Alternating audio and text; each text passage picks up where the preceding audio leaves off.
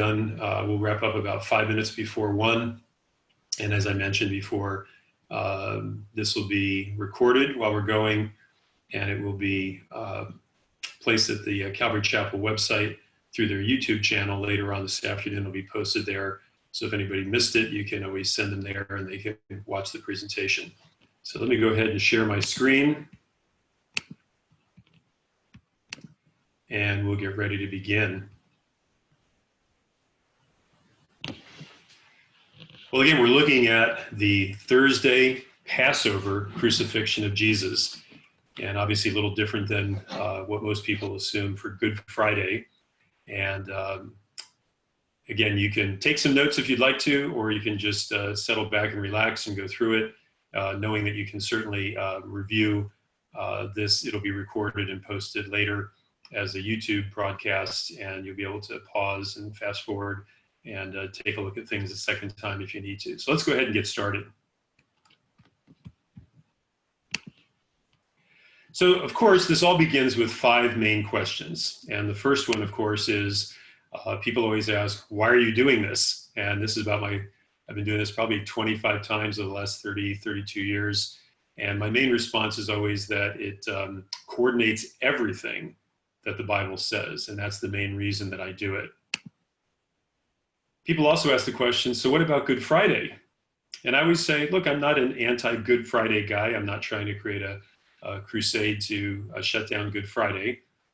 It's still a great day to draw attention to what Jesus did at Calvary, but it's just not consistent with the entire narrative of the 4 Gospels and the Old Testament, as well as the epistles and so forth in the New Testament. So still a good day. I'm glad we can have a Good Friday service, but again, it doesn't match up very well at all with the overall biblical narrative. The third question people always ask me, is this important, or is this just some crazy fringe topic? And my response is it's a very important topic. It's not a fringe item, and it actually speaks directly to the Bible's consistency and its authenticity. Everybody says, so what's the biggest reason we should be concerned about Thursday, Passover, as the crucifixion for Jesus? And my response is always that Jesus' own words, he stated that he would be in the earth for 3 days and 3 nights. And no matter what you do, Good Friday can't get you 3 days and 3 nights. And so that's really important. And then the other question is, so how did we end up then with Good Friday? And lots and lots of research on this over the last 2 decades. Most scholars seem to point to the early portion of the 4th century, and they base it that the Catholic Church started this and some other traditions in theology because of this one statement that the bodies would not be on the cross on the Sabbath, and they asked to have the bodies taken down. But they just assumed that that was the regular Sabbath. And the key here is that we're going to see that it was actually a special high day, and it wasn't the regular Friday Sabbath. They weren't on the cross heading into sunset Friday. They were on the cross heading into sunset on Thursday. Some other things, just some quick items on Passover and Easter with regard to some timing and calendar items. Passover, as you know, started yesterday, Wednesday, April 8th at sunset, and went overnight. And now today we're at the tail end of sunset of Passover. If you have some Jewish friends or family members, this is the 14th of Nisan, and first day of Passover will wrap up at sunset today. And this is Thursday, April 9th. Then from Thursday sunset today until tomorrow's sunset on Friday, it's actually the 15th of the month Nisan on the Jewish calendar, and it's the Feast of Unleavened Bread. This is the special Sabbath that we're going to refer to throughout the presentation. Friday to Saturday evenings is the 16th of Nisan. That's the regular weekly Shabbat. And then Saturday evening into Sunday evening is the 17th of Nisan, and it's known as the Feast of First Fruits. And some other things on Bible timing, as you know, they didn't have clocks like we do and stuff. So in the narrative, you'll see many times these terms.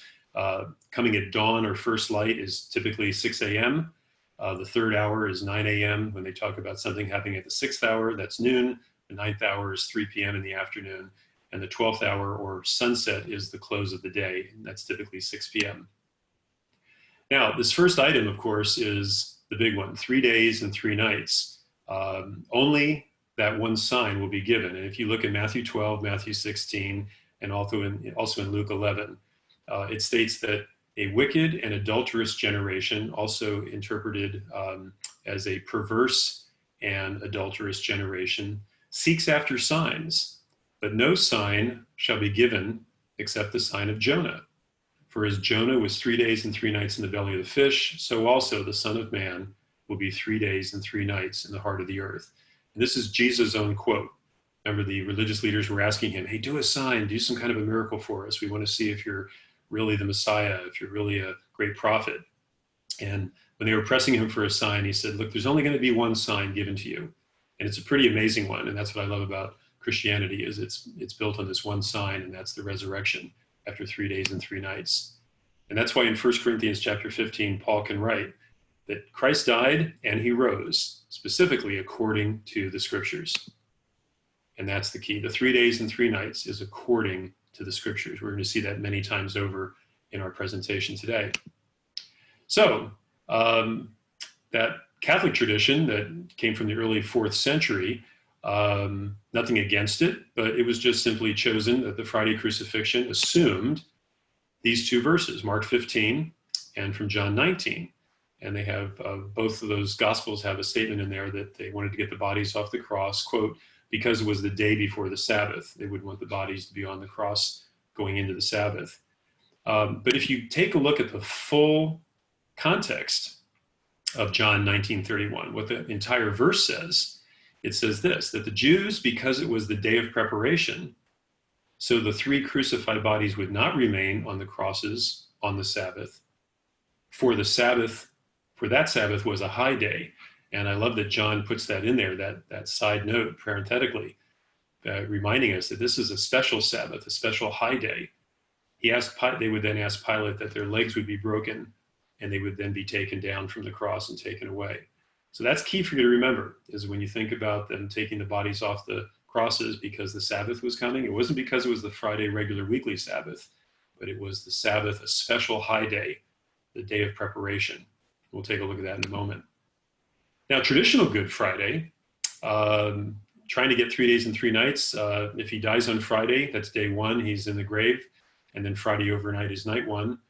He's in the grave on Saturday, day 2, and then Saturday overnight is night number 2. But then the problem becomes Sunday early morning, Jesus is already raised. When they come to the tomb at first light at 6 a.m., the stone has already been rolled away. And so the best you can get is 2 days and 2 nights. And that does not match with Jesus' own statement about this. And that's why, again, when you take a look at what Jesus says in Matthew 5, he says, think not that I come to destroy the law of Moses and the prophets, but I come to fulfill it all. That's key. And also in Luke 18, he says, we're going to go up to Jerusalem so that all things written by the prophets about the Son of Man will be accomplished. And Jesus is going to fulfill everything that's prophetic about the Messiah. So one of the main things is that Jesus is, in fact, the Passover lamb. We know that the lamb in the Passover tradition is a type, also known as a foreshadow. It was given to Israel and the nations so that they would have something that they were looking forward to. It foreshadowed a day when there really would be a sacrifice to cover sin. And so Colossians 2, verse 17, Paul writes that the Old Testament, all that we see there, all the prophetic words about Messiah, that was only a foreshadowing of things to come. But the substance of those foreshadows is Jesus Christ. And so Jesus is going to fulfill all those Old Testament types and foreshadowings. That's why in John chapter 1, John the Baptist points to his second cousin, Jesus, as he sees him coming down to the Jordan River, and he says, behold, this is the Lamb of God who takes away the sin of the world. So Jesus is actually going to literally be the Passover lamb. In Mark chapter 8, it says that Jesus taught that the Son of Man must suffer things, be rejected and killed, and after 3 days rise again. In 2 Corinthians, Paul notes that Christ was literally made sin for us. In Isaiah chapter 53, we read that Yahweh laid on him, the Messiah, the iniquity of us all. And in Revelation chapter 5, verse 6, John writes that Jesus is in fact the Lamb who had been slain. And certainly, Paul notes in 1 Corinthians chapter 5 that for Christ is our Passover, and he's been sacrificed for us. And so this is the idea that Jesus is in fact the Passover lamb, and that the lamb from the Old Testament was nothing more than a foreshadow or a type pointing to the one perfect sacrifice that would come, and Jesus fulfills that as the Passover lamb. Also, we see in Exodus chapter 12 that the Passover lamb, they were instructed, would be taken from the flock on the 10th of Nisan and then examined for 4 days, so Nisan 10, 11, 12, and 13, to see that it has no blemish. So it would have to be a spotless lamb that would be used as a substitutionary sacrifice. And later in verse 6 of chapter 12 of Exodus, it says, and then keep the Passover lambs until the 14th of Nisan. And then this is interesting. The whole assembly, meaning all of Israel, the whole assembly of the congregation of Israel shall kill it. Notice it doesn't say shall kill them, all the different lambs that each family has across the entire nation, across the entire population, but they shall kill it, singular, in the evening. And this again is a prophetic foreshadowing pointing to a time when there would be a single Passover lamb, fulfilling what was foreshadowed in the Old Testament Passover. So the lambs would then be slain on Passover evening prior to sunset. So here we are on late Passover now. It's 12 noon heading into the last 6 hours before sunset. So we are literally in the evening of Passover. And this is the time when the lambs would be slain, and then the meal would be eaten just before sunset. And Genesis chapter 22 also reminds us that there was a promise given to Abraham on Mount Moriah, where it was given that Elohim will provide himself the lamb for the offering. And we know that Mount Moriah, in the time of Abraham, 2,000 years before Christ, fast forward 2,000 years, and Mount Moriah is now just outside of Jerusalem, and it's now known as Golgotha, as we call it, Calvary. And so on that same hill, prophetically, Abraham was told by the Lord that Elohim, or God, will provide himself the lamb for the offering. So let's take a look at the start of the Passion Week. In Daniel chapter 9, verse 25, as part of Daniel's prophecy about the Messiah when he would come, he makes the statement that from the declaration to restore and rebuild Jerusalem until Mashiach Nagid, or Messiah the King, there shall be these 7 weeks of years, and then 62 weeks of years. So 69 total. Now, a week of years is 7 years, and the term in the Hebrew is the Shabuah. 1 7-year period of time is called the Shabuah. So these are 7 weeks of years and 62 weeks of years. Kind of like in our English language, we have decade for 10 years and a century for 100 years. And that decree is actually from Artaxerxes Longimanus, and it was given directly to Nehemiah to restore and rebuild Jerusalem.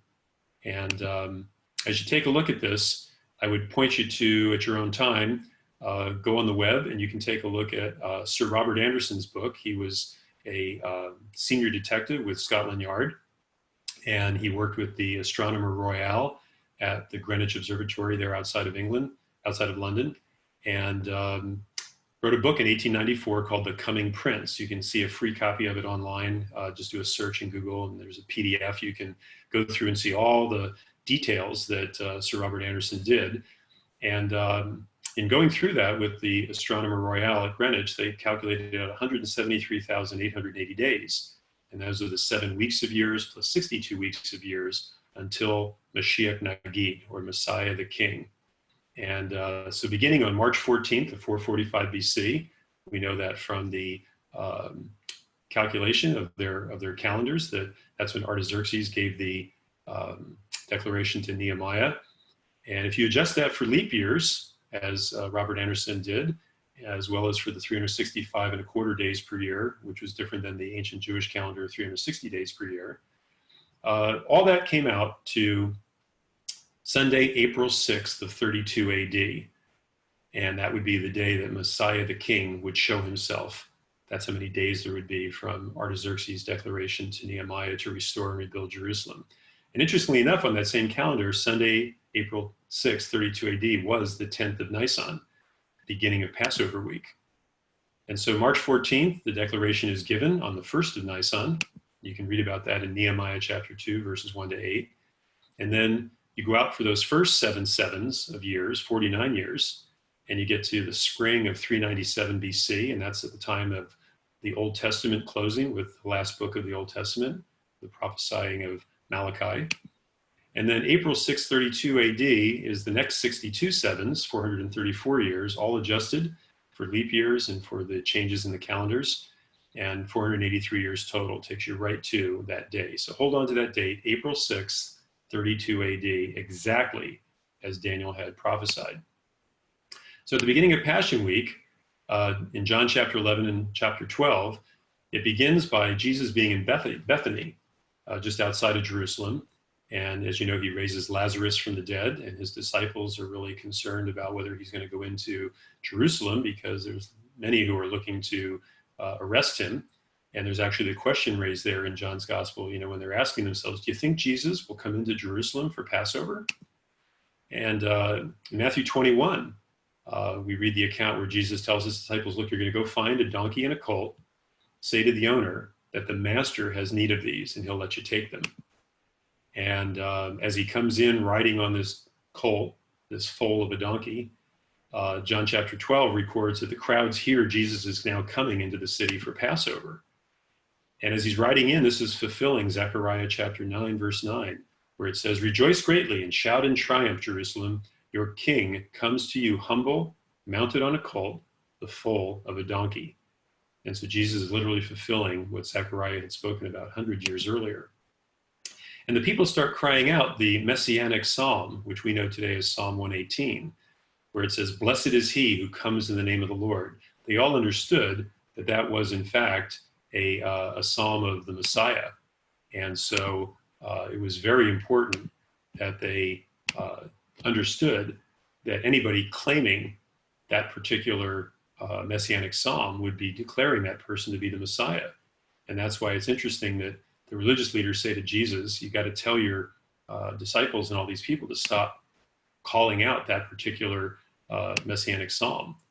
And yet Jesus responds to them, and we see this in Luke chapter 19, that if these be silent, he said, the very stones would start to cry out, because this is literally the day, the one, the only day that was spoken of by Daniel. And that's why Jesus hesitated in going into Jerusalem a few days earlier and had to wait until the exact day, April 6, 32 AD, on the 10th of Nisan, the beginning of Passover week. So Daniel 9:26 says, then after the 62 Shabuah, or weeks of years, Messiah will be cut off, but not for himself. And there again, the term cut off literally means to be killed, and yet it's not for himself. And I think that's interesting to see how, again, Jesus fulfills that. An interesting side note for you, in Genesis chapter 49, there's an interesting prophecy that's spoken that the scepter shall not depart from Judah, nor a lawgiver from between his feet, until Shiloh, or Messiah, comes. Shiloh was a euphemism and another name typically used commonly for the Messiah.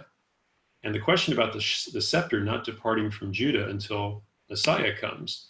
Well, after Herod's death, his son Archelaus was placed over Judea by Caesar, but he was only there a very short time and was deposed in 7 AD and replaced with a procurator, a Roman, by the name of Pomponius.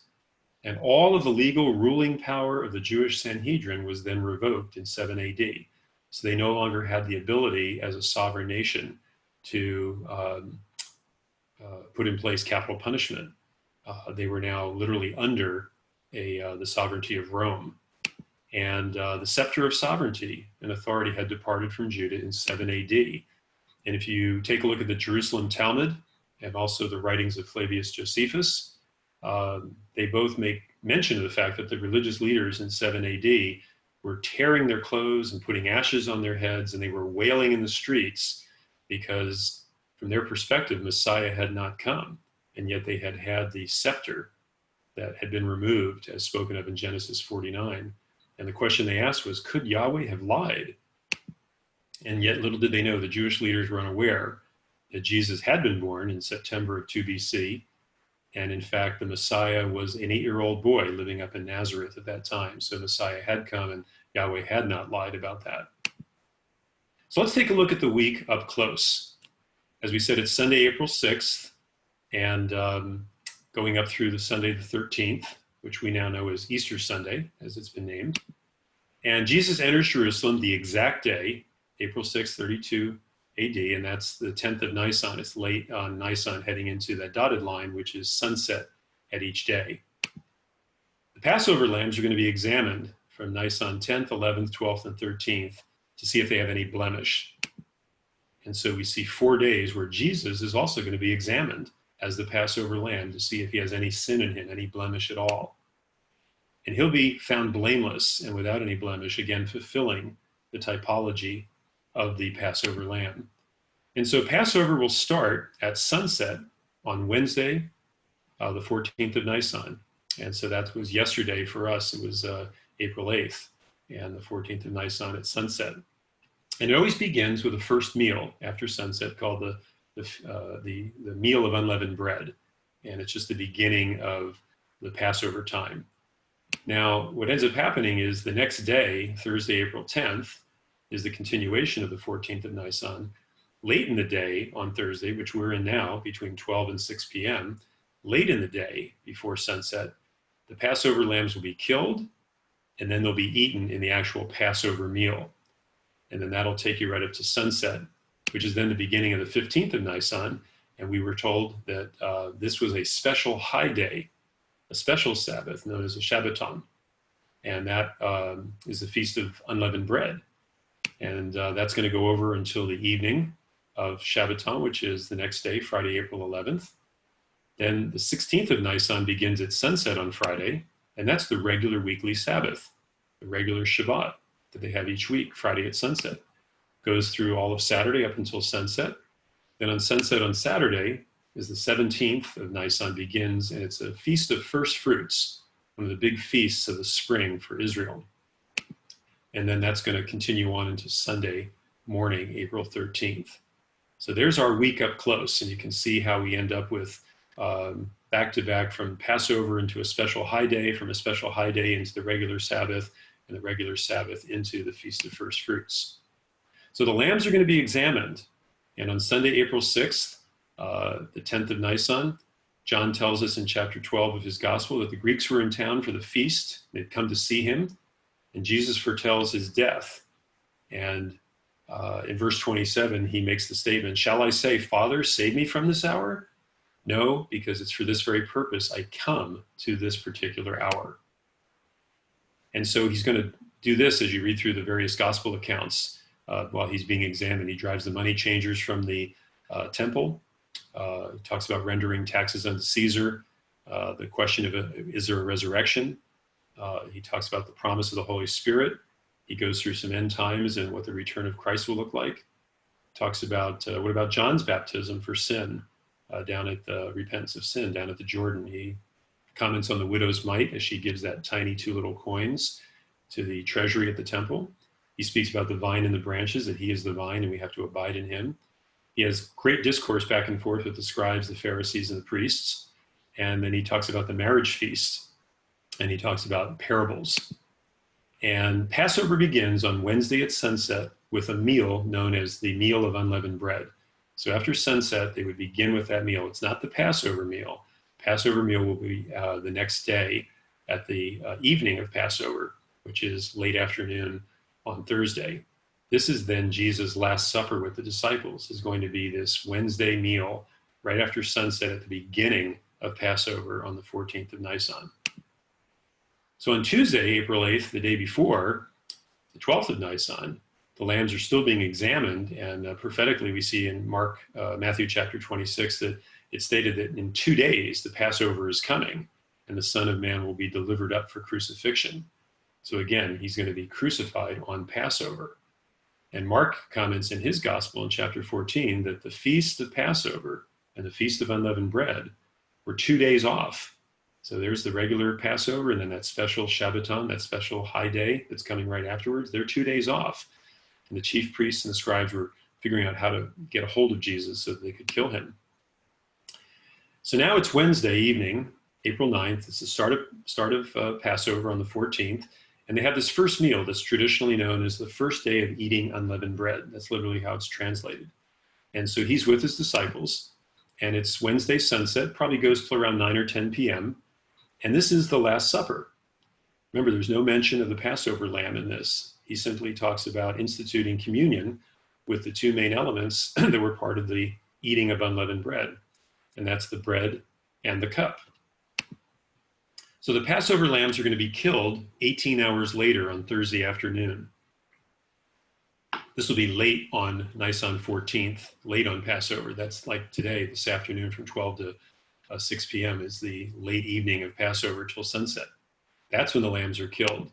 And then John 13 says, now, before the feast of the Passover, Jesus knew his hour had come because Satan had put in the heart of Judas to betray him. So it's interesting that at the time of that Last Supper, it's noted that this is before the feast of the Passover. That meal is going to be eaten the next day on Thursday. Of course, Jesus won't participate in that one. And in Mark chapter 14, verse 12, on the first day of unleavened bread, his disciples came to him and said, hey, where do you want us to get ready and prepare the Passover?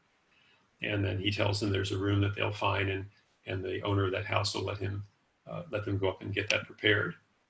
So now it's Wednesday evening, April 9th. It's the start of Passover again. This is the Last Supper recorded in Matthew chapter 26, Mark 14, and also in Luke chapter 22. This is the first meal of unleavened bread. This is not the Passover meal. The lambs have not been killed yet.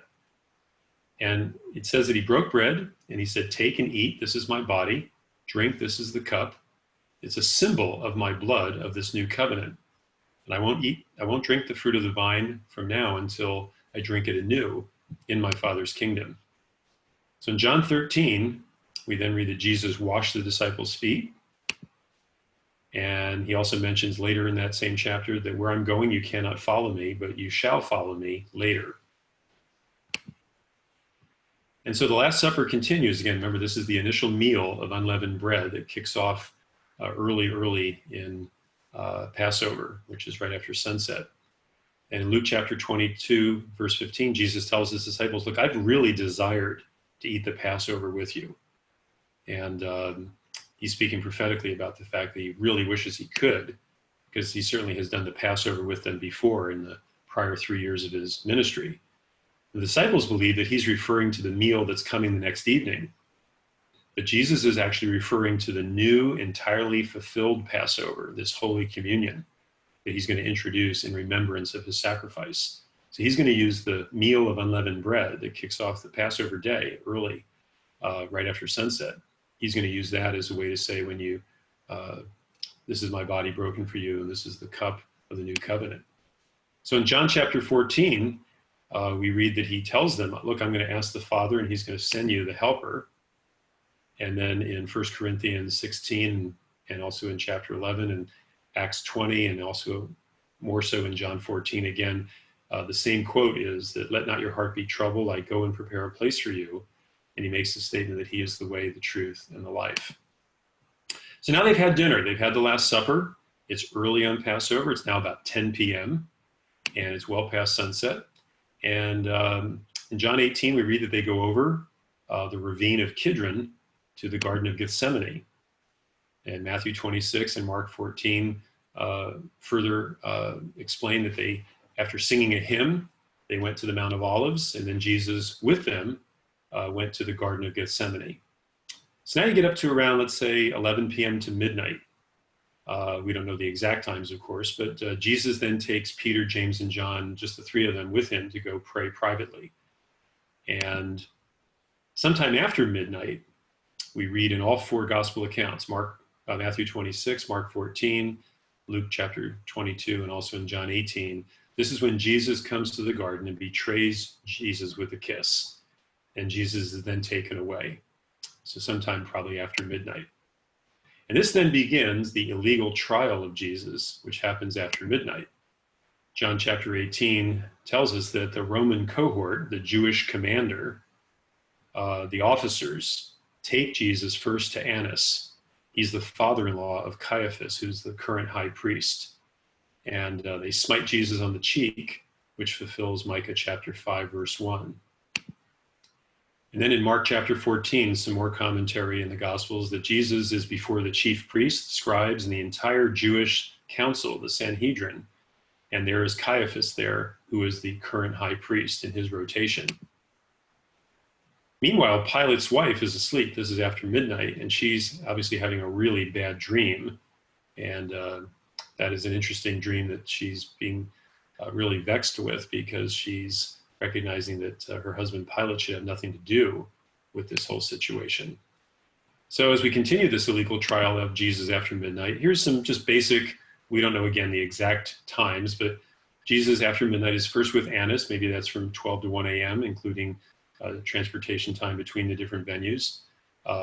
He's then with Caiaphas and the full Sanhedrin, probably from maybe 1 to 2 a.m.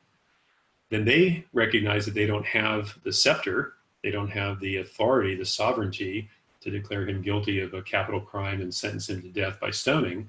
So they have to take him into Pilate. And so he's in front of Pilate from about 2 to 3 a.m. Pilate doesn't want anything to do with this because it's all about these Jewish laws and so forth. He says, look, Herod's your king. I'm going to send you over to Herod.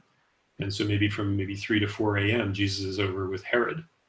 And then, of course, Herod can't get Jesus to even speak with him. And so he says, look, I'm done with this guy. He sends him back to Pilate sometime maybe between 5 and 6 a.m. And then in Matthew chapter 26, we read that Peter is then outside just before dawn. So just before 6 a.m., he's around a campfire, and he's picked out by somebody as a follower of Jesus. And he ends up cursing and swearing that as he denies 3 different times, that he even knows Jesus. And then, of course, he hears the rooster crow.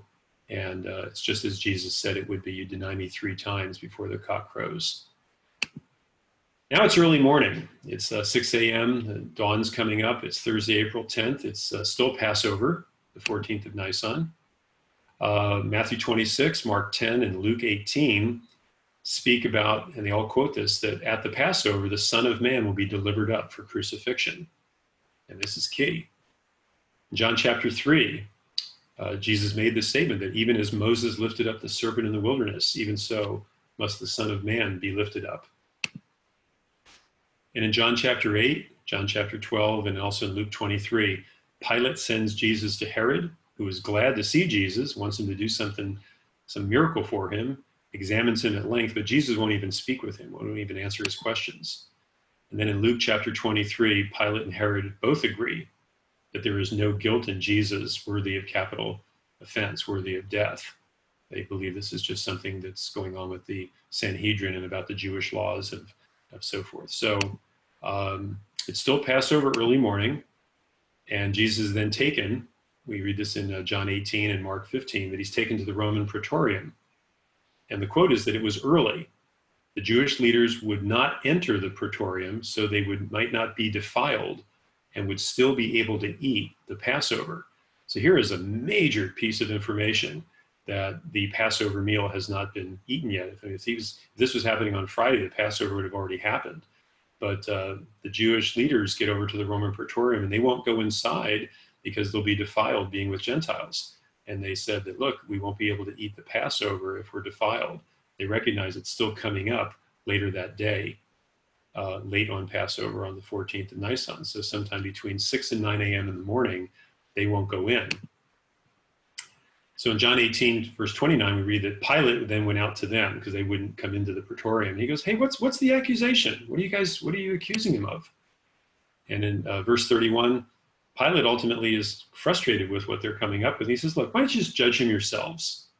But they reply, look, we cannot administer the death penalty, which in the Jewish law would be death by stoning for capital punishment.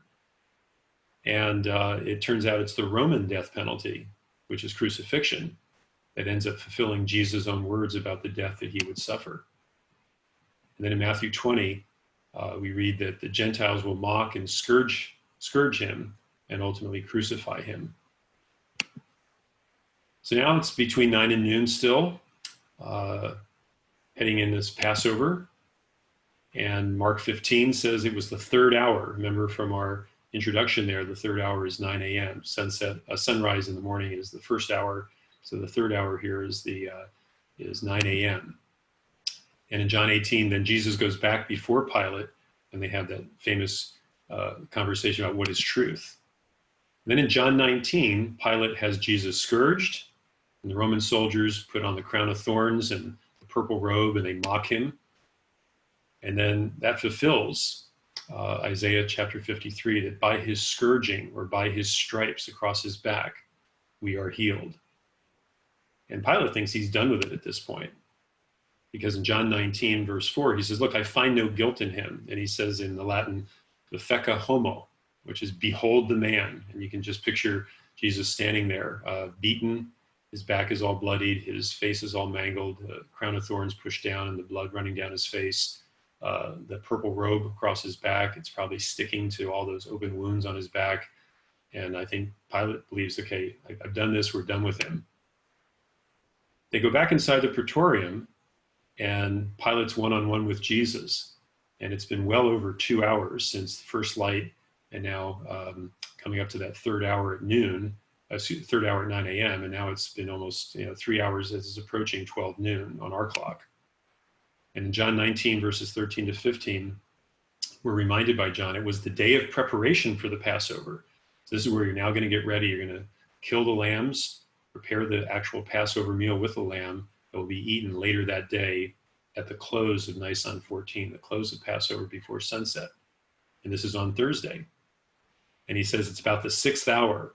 So we know it's around 12 noon.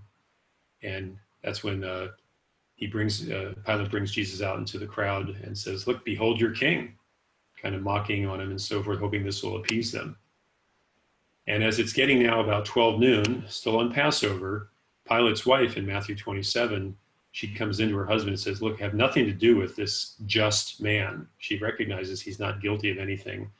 For I have suffered many things this night in a dream about him. Pilate should have probably taken her advice. But instead, Pilate tries to get out of this by using a Passover custom that he can release a prisoner. He says, well, let's do this. How about I release Jesus as our Passover custom? Because it is Passover. And again, Jesus tells Pilate his Roman authority comes from above. It's not from Rome. And Pilate tries once again to release Jesus, but the crowd now says, nope, if you're going to release anybody, give us Barabbas. And in Matthew chapter 27, Pilate then turns and washes his hands right in front of everybody and dries them off and declares, I'm now innocent of this man's blood. So again, approaching 12 noon, John 19 says, so they took Jesus and they crucified him.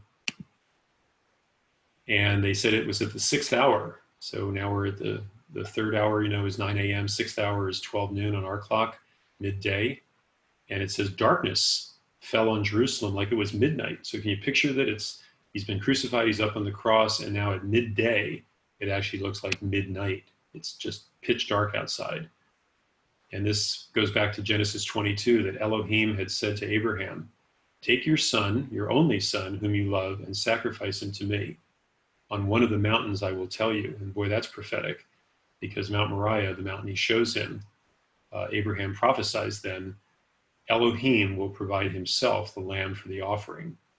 And that place is called, in the mount of the Lord, it will be provided. And that Old Testament prophecy comes true, because just as Isaac carried the wood on his back up onto Mount Moriah for that intended sacrifice, Jesus carried a wooden cross on his back up to the very same mountain, because Mount Moriah is just outside Jerusalem, which wasn't there 2,000 years earlier. But now that it's the time of Jesus here in the 1st century, Mount Moriah is now known as Golgotha, or the place of the skull. So we're still on Passover, and it's noon. Heading in, Jesus has been crucified. Maybe it's 12:30, 1 o'clock. The promise to Abraham was then given so that all who died in that hope prior to the cross of Calvary, when they died, they went to Sheol, the abode of the dead. And they were waiting on that promise. And the promise was that Elohim would provide himself the lamb. That was prophetic. And that's why in Hebrews chapter 11, verse 19, Paul can write, by faith, Abraham reasoned that God was probably able to raise Isaac from the dead. So Abraham would then receive his risen son as a type or a figure of one that was still to come. And again, that's pointing again to Jesus. So you go back again to Genesis 22 and Genesis chapter 24. It's interesting, Isaac is not mentioned again after that lamb is given, after the ram in the thicket is given for the sacrifice. And God says, I know now that you believe me, Abraham, do not sacrifice your son. But in that narrative, you don't hear about Isaac again until he is joined to his Gentile bride. Kind of provocative when you think about the Gentile bride of Christ. So now it's late evening on the 14th, getting close to 3 p.m. Jesus is on the cross. And if you read Psalm 22, take some time in the next day or so, just look at Psalm 22. It's a first-person account of being crucified, what it is to literally live through a crucifixion. It's a first-person description of what Jesus went through. Criminals on either side. The first-person voice says, I can see my bones, a nail in my hand, a nail through both of my feet. And this begins the process, and his response is, Father, forgive them, for they know not what they do. This is Jesus on the cross. He has 7 things he's going to say. And to fulfill Psalm 22, they cast lots and divided his garments. The Roman soldiers fulfilled that, sneering and mocking and hurling abuses at him the whole time. Second thing is he cries out, Eloi, Eloi, lama sabachthani. And he's saying, my God, why have you forsaken me? And they ask him, hey, is he calling out Elijah right now? The third thing he does is he says to the one criminal that's crucified on his one side, he says, today you will be with me in paradise in that side of Sheol, the abode of the dead, because of his belief. The fourth thing he says is he looks down to Mary and he says, woman, behold your son. He's referring to John, who's standing next to her. And then to John, the apostle, who's standing with her, he says to John, behold your mother. And it's church tradition is very strong that, in fact, John took Mary in after Jesus' death and resurrection and looked after her until her death. The fifth thing that he says is, I thirst. The sixth thing that happens on the cross is he says, Father, into your hands I commit my spirit. And then the last seventh thing, and finally, he says, tetelestai, which is translated, it is finished. He lets out a loud cry and he dies. And we're told that Jesus willingly gave his life, that no man took it from him. So in John 19:31, the Jewish leaders, we've seen this before, they wanted the bodies down because at sunset, it's the special high day, or the Shabbaton, the special Sabbath, Feast of Unleavened Bread is beginning. No work is to be done then. And they want the bodies off the cross. So in verse 33 of John's Gospel, chapter 19, the Roman soldiers break the legs of the other two who are on their crosses because they aren't dead yet, and that's going to speed up their death. But when they come to Jesus, they find that he's already dead. And in Mark 15, we read that Pilate marveled that Jesus was already dead so quickly, only a few hours on the cross. And this is again to fulfill Psalm chapter 34, which says, not a bone of the Messiah of him shall be broken. In Zechariah chapter 12, it says that a spear will be in his side. It says, look upon him whom they've pierced. And of course, the Roman soldier did come up and pushed a spear right through Jesus' heart and broke that sack around his heart, and water rushed out. And that again fulfills Isaiah 53, that he was pierced through for our transgressions. And then in Matthew 27, Mark 15, and Luke 23, we read that the temple veil was torn from top to bottom between the holy place and the Holy of Holies. And there was a great earthquake during this darkness in Jerusalem, as symbolically now access had been given between man and a holy God because of this death that had been done on Calvary's cross. So what exactly did Jesus suffer for us? Well, the term cross or crux, in the Latin, the term is cruciere, and it literally means torture. In fact, we get our English word excruciating. If something is excruciating, it's because it literally is like being on a cross. It's that kind of torture. That's why in Colossians chapter 1, Paul can write, in Christ, all fullness of God was pleased to dwell through him, to reconcile to himself all things, making peace by the blood of the cross. He has reconciled us to himself by his body of flesh in his death. And that's the key. Because in 1 Corinthians chapter 5, we read that he who knew no sin was made sin on our behalf. Jesus took our sin on the cross. And that's why in Galatians chapter 3, Jesus redeemed us from the curse. He became the actual curse for us. Those wages of sin that are death, he paid that price. In John chapter 3, verse 14, as Moses lifted up the serpent in the wilderness, so also must the Son of Man be lifted up for sin. Jesus was entirely separated from the Father as he became sin for us. As we think about this some more, in John chapter 19, Pilate's inscription was put on top of the cross, and you would read this from right to left in the Hebrew. So start on the right-hand side and go left. And this was the inscription, 4 words: Yeshua ha-Nazarei Hulemek ha-Yehudin. And if you look at the an acronym for that, it would be the acrostic there would just be a YHWH, Yeshua ha-Nazarei Hulemek ha-Yehudim. And that's the YHWH, or Yehovah, or Yahweh. Very, very provocative. And the Jewish leaders, of course, want Pilate to change this writing. They want it to be, instead, he said he was, or he claimed he was the king of the Jews. But Pilate responds to them in verse 22, what I have written, I have written. So think about that. As Jesus is on the cross and he's dead, right above his name, right above him is the name Yahweh for Jesus of Nazareth, King of the Jews. So let's take a look at the calendar now. We've got these back-to-back Sabbaths, and we know that there was now before the Feast of the Passover. It was the first day of the Feast of Unleavened Bread. Also mentioned in Mark, the day of the Feast of Unleavened Bread. Also in Luke, it's the day beginning unleavened bread. So it was not the Passover for that Last Supper that they had on Wednesday evening.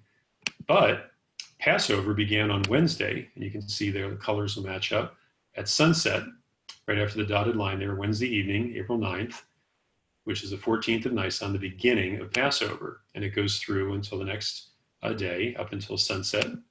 And then comes the Feast of Unleavened Bread, that special Shabbaton, that special high day. And that goes from sunset until sunset the next day on Friday. And then comes the regular weekly Shabbat, which starts on sunset on the 16th of Nisan, what for us would be Friday afternoon at sunset, and goes until Saturday. And then finally, the Feast of First Fruits would begin at sunset on Saturday evening and would go through until Sunday.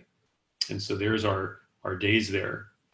Passover, followed by the special high days, followed by this back-to-back Sabbath. The special high day had the weekly Sabbath right after it, and then the Feast of First Fruits. So let's take a look at this special high day. It tells us in Exodus chapter 12 that the 15th of Nisan is the first day of the Feast of Unleavened Bread. The first and last day shall be Sabbaths, and no work shall be done. So it's 7 days that it goes for, from the 15th to the 22nd of Nisan, and the first and the last days are special high days, or Sabbaths, where no work shall be done. So the Jews, because it was the day of preparation, so the bodies would not remain on the cross on that Sabbath, that special high day. I'm glad John wrote that in there. It was a high day. They asked Pilate to break their legs and take down the bodies. And this again fulfills that no bone in the Passover lamb is to be broken, and not one of his bones shall be broken in the Messianic Psalm 34. So in Luke 23 and John 19, we see that Nicodemus and Joseph of Arimathea use about 100 pounds of myrrh and aloe to wrap the body and put him in a brand new tomb. And so the women can't go to the tomb on Friday morning because it's a special Sabbath. And it goes all the way till sunset Friday. So they can't go to the tomb on the next morning, Friday, after he's crucified on Thursday. And they can't go on Saturday morning because that's the regular weekly Shabbat that started at sunset Friday and goes until sunset Saturday. And so they do go Sunday morning at first light on the Feast of First Fruits, the 17th of Nisan, or the 13th of April on our calendars. And so the 3 days and 3 nights, we know that the fourth day is when the body begins to decompose. We see that in the account of Lazarus. He was in the tomb already for 4 days. And when Jesus said, go ahead and roll the stone away, they said, oh, I don't know if you want to do that, Jesus, because he's been dead already 4 days and decomposition will have begun on the fourth day. And he'll stink. And in Psalm 16, the Messianic Psalm says, for you will not leave my soul in Sheol, nor allow your Holy One to see corruption or experience decay. And that's why Jesus was 3 days and 3 nights, because decay begins on the 4th day. So the body was in the cool tomb for 3 days and 3 nights, while his spirit was down, descending into Sheol. And Paul teaches on this and clarifies that Jesus descended down into Sheol. And when Christ ascended on high, he led captive a host of captives and gave gifts to men, means he also descended into the lower parts of the earth. And that's what Jesus did. In fact, Psalm 68, Paul is going to quote the Targum, saying Jesus led out of Sheol all those who had died before Calvary, who had believed God, just like Abraham had, that God would send his Messiah, those who were waiting for that promise. And Luke chapter 16, take a look at that on your own sometime, a very clear picture of what Sheol, the abode of the dead, is all about prior to Jesus' sacrifice on Calvary. 1 Peter chapter 1, the prophets spoke of the grace that would come and the sufferings of Christ. It was revealed to them, the prophets, that they were not serving themselves, but serving those after Jesus' sacrifice. That's you and I. So these prophecies about the Messiah would ultimately be fulfilled in one man, in Jesus Christ. So our great high priest actually became the sacrifice. It brings new perspective when you read the book of Hebrews written by Paul. So let's wrap this up then. 3 days and 3 nights exactly. Let's take a look at how it works. Jesus is nailed to the cross around 12 noon and hangs there for 3 hours. So from 12 noon to 3 p.m. on Thursday afternoon, which is where we are right now on the 14th of Nisan, it's late in Passover, coming up to sunset. He willingly says, "Into your hands I commit my spirit," around 3 p.m., and he dies. And he's buried by Joseph of Arimathea in a brand new tomb. He descends into Sheol, his body's in the grave, and he's in the heart of the earth. And that's day 1. Then comes Nisan 15, begins at sunset, the special high day, and Jesus is in Sheol night number 1, and then day number 2. Then comes the regular weekly Shabbat, the regular weekly Sabbath, the sunset on Friday, and he's in the grave then for his 2nd night, and then his 3rd day, and then begins at sunset the Feast of First Fruits, and Jesus is in Sheol then for a 3rd night. And there you have your 3 days and your 3 nights, which again, you can't get that with a Friday crucifixion. And then Jesus leaves the tomb before Sunday, because when they get there at dawn, the stone has already been rolled aside, and it's the Feast of First Fruits, the 17th of Nisan, or April 13th, and Jesus is already resurrected. He's not here. He is risen. That's what the angel told those who got there. So, as you think about this, the Feast of First Fruits, it was the first day of the week, the day after the Sabbath, at early dawn. The whole creation groans, and so do we, as the first fruits of the Spirit, waiting for our adoption, the final redemption of our bodies. And this coordinates the gospel accounts with what Paul writes in Romans about Jesus being our first fruits, taking us back to Leviticus 23 and also to Exodus 23 on this Feast of First Fruits. And interestingly enough, in the exercise of his will, he brought us forth by the word of truth that we might be the first fruits among his creation. So James writes. And so also Paul comments, "But now Christ is risen from the dead, and he is the first fruits of them that died previously. It shall be in this order, Christ the first fruits, and then afterward they that are Christ that is coming." So this is where Jesus also fulfills that feast of the first fruits. In Genesis chapter 8, just a little side note, we're told that the ark of Noah rested and was all done on the 17th of the 7th month. And that was on Nisan 17th. So it's actually in memoriam that it remembers the same day as the empty tomb, and God was finished with his work. So as we wrap up and finish this, our last slide, what can you take from today? What's the summary? Well, I would say these things. First, the last Old Testament prophet, John the Baptist, he was the one that was declaring at Jordan that I'm the one who's coming to prepare the way of the Lord. And when he sees Jesus, his second cousin, come down to the Jordan River, he points to him and he says, "Behold, this is the Lamb of God who takes away the sins of the world." And we talked about the fact that Jesus entered in Jerusalem exactly on the day that Daniel prophesied, several hundred years earlier, April 6th of 32 AD. And you can take a look at that with the online PDF from Sir Robert Anderson's book, The Coming Prince. And then Jesus is examined for 4 days, just like all the other lambs. The Passover lambs are being examined for 4 days, and no blemish is found in him. Jesus literally fulfills the Passover lamb who takes away sin, because he was crucified on Passover, according to the scriptures. And that special high day that John notes about right after Passover and before the weekly Sabbath, that's why when they come to take the bodies down, and he said, we don't want them on the cross on the Sabbath, they weren't talking about the regular weekly Sabbath. They were talking about this special high day, which also supports the Thursday crucifixion. So Jesus was then 3 days and 3 nights in the earth, exactly as he said. And Jesus was raised on the Feast of First Fruits. And finally, anyone who confesses, the Bible tells us, anyone who confesses Jesus is Lord, and then they believe in their heart that God raised him from the dead, they shall be saved. This is the gospel. And the term gospel means good news. And that is, in fact, the good news of Easter. So as you finish up your week and get ready for Easter weekend, always remember that on the late Passover, on Thursday, Jesus was crucified. He was in the tomb for 3 days and 3 nights.